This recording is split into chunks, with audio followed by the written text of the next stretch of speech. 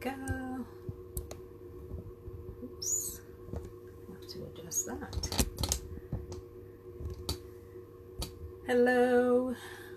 Hope everyone's been having a good week.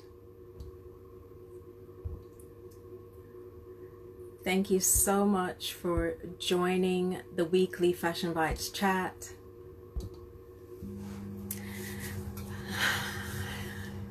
I'm Hillary, founder of the Fashion Bites platform. We're here to support and nurture creative entrepreneurs, filling in the gap between education and what happens in real life. This is our way to connect, collaborate, and share. We have the lovely editor-in-chief, Leanna Grant, with us today. We're just going to get her online. One sec. Just waiting for it to come on. Yes, we usually have educational events to help entrepreneurs run their business. Hello. Hi. How are you? I'm fine, thank you. How are you? Good, good, good. Thank you so much for joining us today. It's okay. I really appreciate the opportunity, so thank you. Oh. Please tell us a bit about yourself before I dive into the questions. Okay, well, my name's Leanna. I'm a mom. My daughter's going to be 20 next month, and I'm editor-in-chief of an exclusive fashion, beauty, and lifestyle magazine called Fro. Okay, excellent. Thank you very much. How long have you been running Fro magazine? Oh gosh, it's probably over 7 years now. Okay. And I know that in the beginning it was called Curva, or it had another name. Yes, so when I first started out, it was actually called Curvaceous Ink. And then we abbreviated it because I don't come from a journalistic background. So you kind of pick things up as you're going along. And that name was a bit of a mouthful. So we abbreviated it, shortened it down to Curva. But unfortunately, that word is quite a naughty word in some other countries. So, yeah. Okay. So hence the name change. Yes, we had to make a name change. I couldn't be defiant on this one. Got it. So please share with us why the publication was started and what was the idea behind it. Okay, well, basically, I was kind of at a low point in my life, I guess. I had a bar, didn't work out, and you kind of hit that kind of rock bottom kind of place. Failure kind of eats at you and all the rest. And I kind of sat down and I saw a little gap in the market. I've always been a curvy girl anyway, and I noticed that there wasn't anything really out there. So I just thought, let's do it. And then it all started to begin from there, really. Oh, wow. So tell us more about this specific gap that you're trying to address with your magazine. Okay, so at the time, it was predominantly plus size women. But I kind of had a, as we was doing issues, I was like, well, no, this isn't what I'm about, really. I'm about, obviously, plus size women because I'm a curvy woman. And at the time, I was a size 18, to be fair.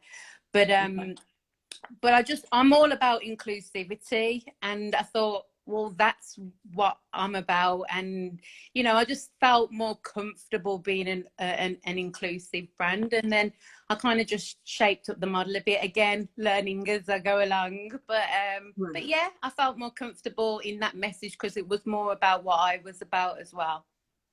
Right. So that, you would say, is the mission of Fro magazine. That's its mission statement, inclusivity. Yeah, 100%. And that goes beyond size as well. Okay. What are some of the things that make you stand out from what's in the marketplace now? Well, I think, we were one of the trendsetters when it comes to inclusivity. The only difference is we didn't have the finances like the mainstream ones to really get our name out there. And we were a small team, and we still are a small team. So there's only really so much you can do. I mean, we're still not in the place where, I would, I'm going to say that I'd be happy for us to be at, but everything has its timing, really. So, but yeah, I still think we're one of the trailblazers in that sector. So I'm going to claim that. Sorry. Okay. No, that's great. That's absolutely fine. Fine. Now, I know that you're quite passionate about giving opportunities to the younger generation. If you could tell us more about the type of work that you're doing with students and graduates and Yes. and So, so.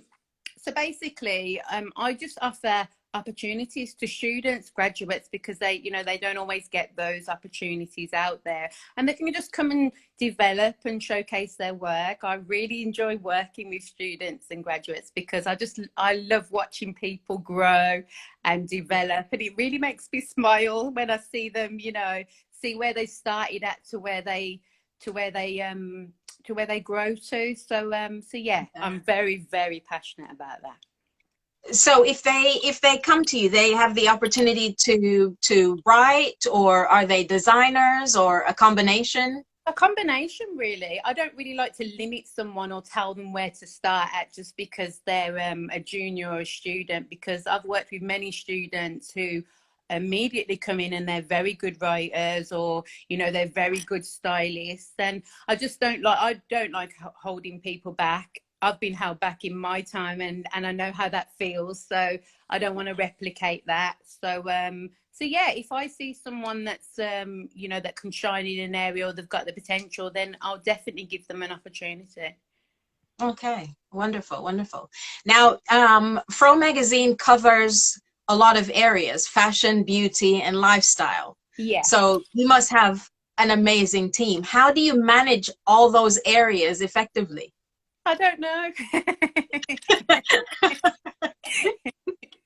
No, I mean, I'm very good at multitasking. Well, I believe I am anyway. Don't get me wrong, I'm not perfect. I'm certainly not. But I've worked in corporate, I've worked in admin. So, you kind of pick up those kind of skills as you go along. So, we just do the best we can. We do what we can as a small team, and we're just growing every single day. I'm very, very proud of every member of my team, past and present. And, without them, it wouldn't even be possible. Right, right. How are you finding it working within fashion and beauty industries? It hasn't been easy because, if you're not the mainstream magazine, sometimes, not sometimes, most of the time, the door gets closed. But I'm all about conversation and relationship building. If they don't respond to us, that doesn't mean that, I shut them off. I'll try again. I mean, there does come, there is a breaking point where you just give up after a while. But, I think things are changing within the fashion industry now. I did notice a massive difference during lockdown. We had a bit more conversations with PR brands who were more open. So that was refreshing. But again, I think sometimes you can't really, we all have to start from somewhere. I mean, I say this so many times, like I think some brands, PRs, they forget that, you have to start off somewhere, and you don't know where that brand or, that person's going to be in XYZ years. So never shut anyone down. I mean, if they don't fit the brand, that's different. But, if they do fit your brand, just give them a chance. Yes, yes, absolutely, absolutely. So what would you say are your biggest challenges for your magazine? I think the biggest challenges for us is being a small team and not being able to do everything. But I've tried to not look at it like that anymore, because I used to really beat myself up about it. So the way I look at it now is we work with what we've got, we deliver what we can, and when the team grows is when we're able to do more. And until then, we'll just carry on as we are. Okay, No, that's terrific. That's really, really, really good.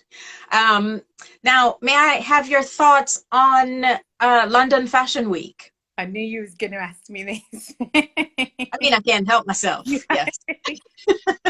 I'll be honest with you, with everything that's been going on, I haven't even been able to tune into all the shows that I've wanted to tune into. Obviously, my team have, but Yeah. in regards to myself, I haven't been able to. I'm still going to catch up on some. A lot of the shows that I have been able to like get snippets of, they unfortunately haven't been London Fashion Week. But Oh, that's all right. but you know, I try and watch as many as I can. But again, like I said, I haven't really had the opportunity to really watch them. So which ones have you been watching? I watched Machinos. Okay. Oh, amazing. Yes, that was different as well. And it was just nice to, you know, to get that kind of amazingness in a show with no audience. And that was just pure genius to me, to be honest.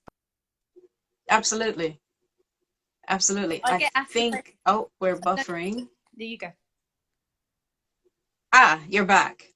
You went for me, so okay. I'm not sure what happened. But yes, that show, I mean, it was genius. Thinking outside the box to another level. 100%, 100%. Yeah.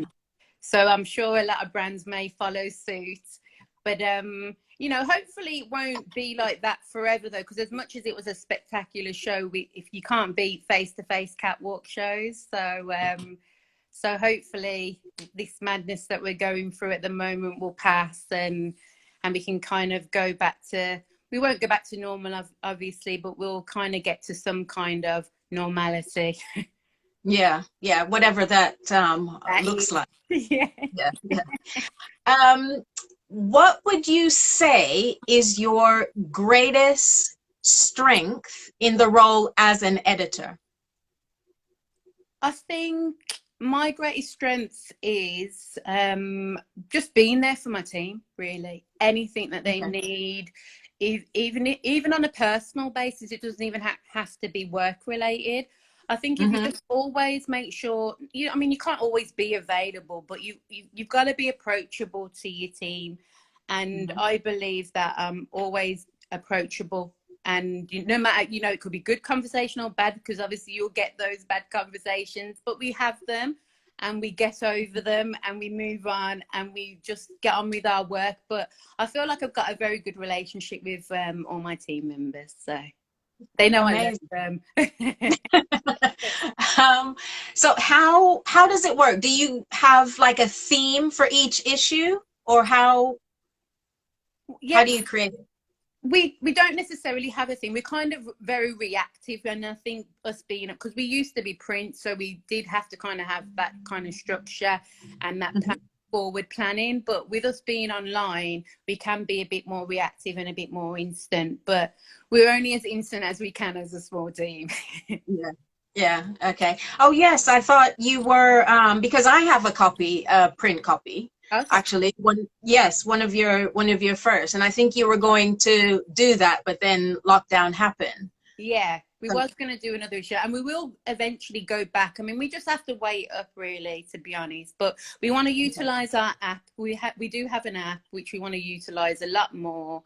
But I love print. I'm always going to be a print magazine girl, lady, should I say? Yeah.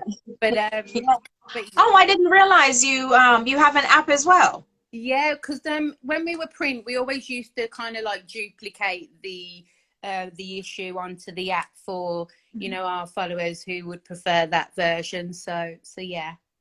Okay, no, that's really, really forward thinking. That's quite cool. What things, if I was looking to submit something to be in your magazine, what are the things that you look for in a submission? Originality, something different than what you see. We're a bit of a rebellion bunch, should I say. So we like to talk about topics that maybe other people may feel uncomfortable about as well. I mean, everything's just a discussion in my eyes. So, you know, we're not out to offend anyone, but conversation is conversation, isn't it? It doesn't have to go south. Okay. Yeah. Oh, that's fine. That's fine.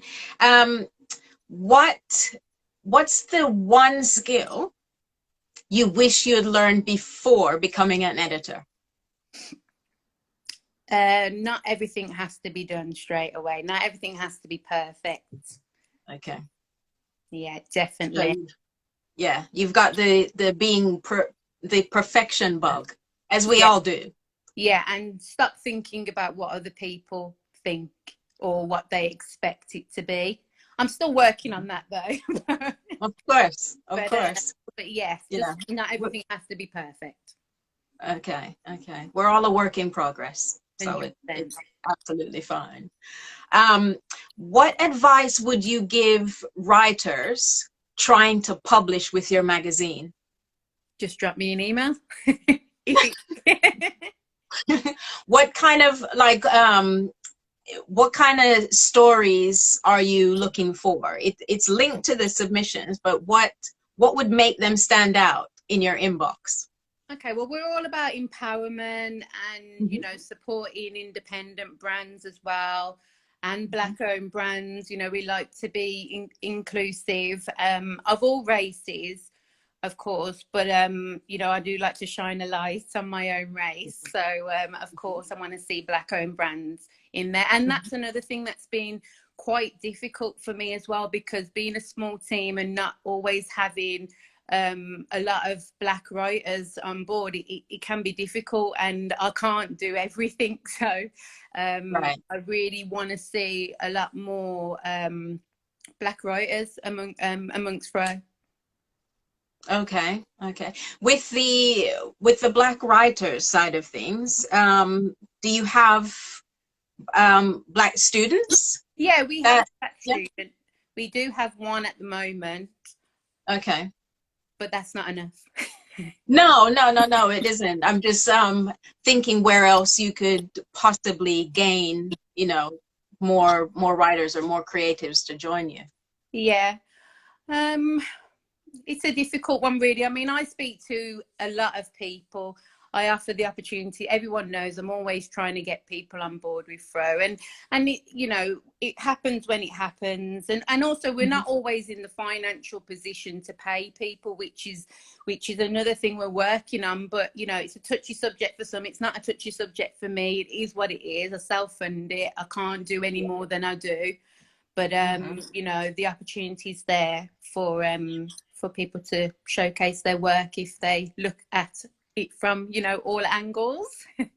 Yeah. No, I mean, it's absolutely amazing and commendable for someone to start a magazine and fund it themselves. That's a lot. That's really, really a lot to achieve. That's a great, great achievement. But you need advertisers as well. How do you get on with that for more people to buy into your vision?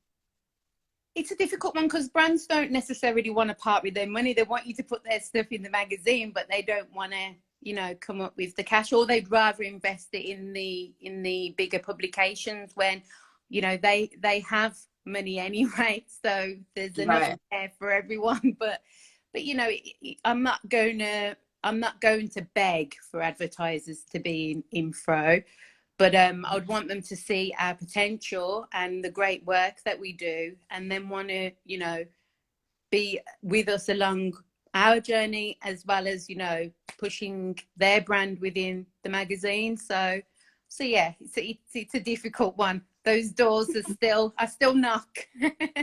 Yeah, this might be, I mean, as you said, that since lockdown, things have changed, or there are more conversations. So this might be a kind of a fine time, a very ripe time for you to get more visible. Yes, definitely. I'm trying to come out of my comfort zone. This is my first Instagram live. Oh, it's amazing. It's fine. You're absolutely fine. Now, if someone came to you and asked for some advice, what would you give them about, they want to start their own magazine? Yeah. What would you tell them? What advice would you give them? outside of run the other way, tell. Well, I'm a risk taker, so I definitely wouldn't tell them to run the other way. But I would say just go for it, but make sure that you always ask questions, because I'll be honest with you, sometimes, you know, with the stage I was at when I first set the magazine up, I don't know. I think it was a case of I wasn't scared to ask questions, but sometimes you don't know how to reach out to ask the question. And and sometimes not everyone's as forthcoming to help, to be honest. So so yeah, I would just say go for it and just try and connect with as many people as you can. And if anyone is wanting to set up a magazine, I'm always open to helping. So Oh, that's amazing.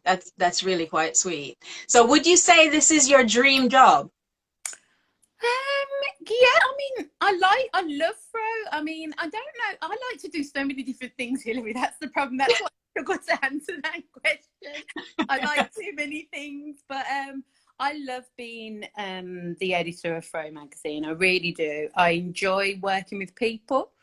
Lockdown was a struggle because I'm so used to being around people. But yeah, no, I love what I do. Oh, amazing. Absolutely amazing.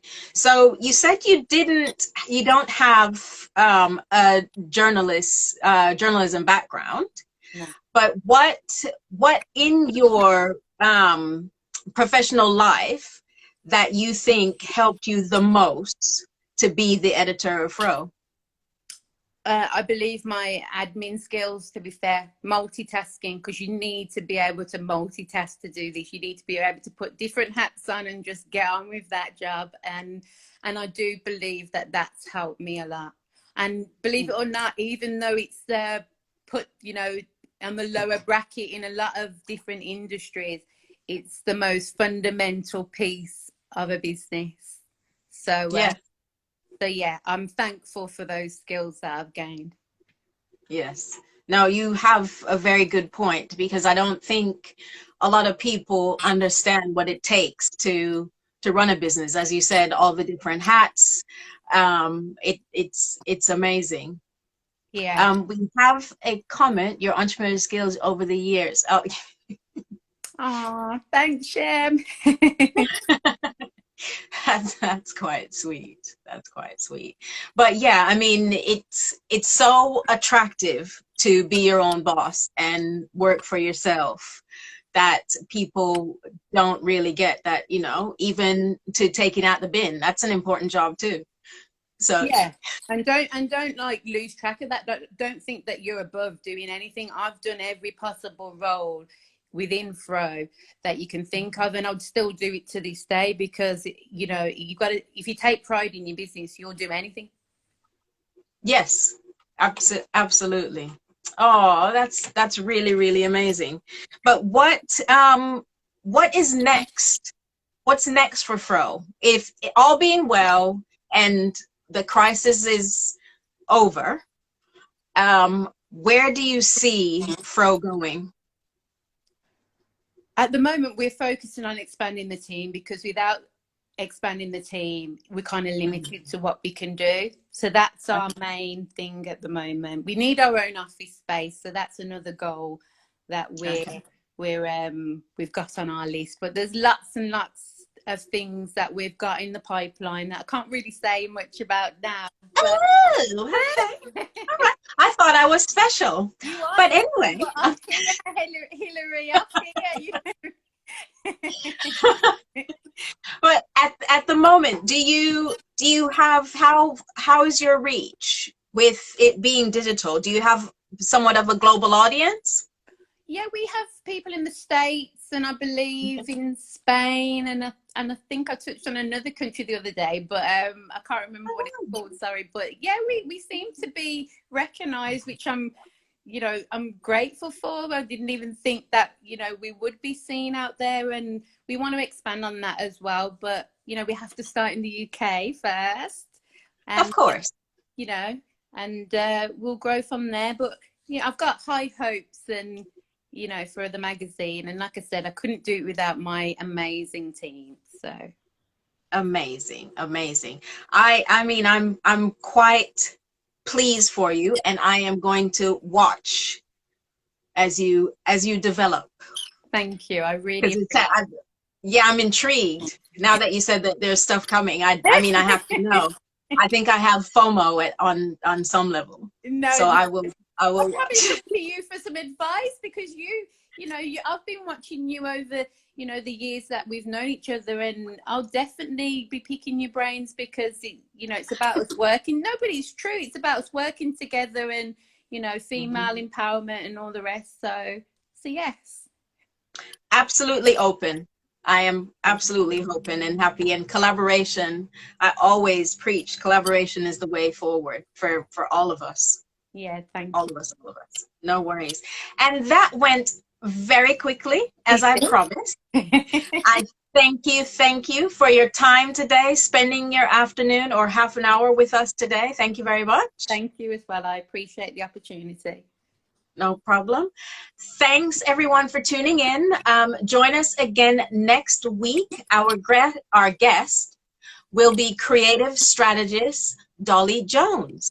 Until then, have a great evening. Bye-bye. Bye.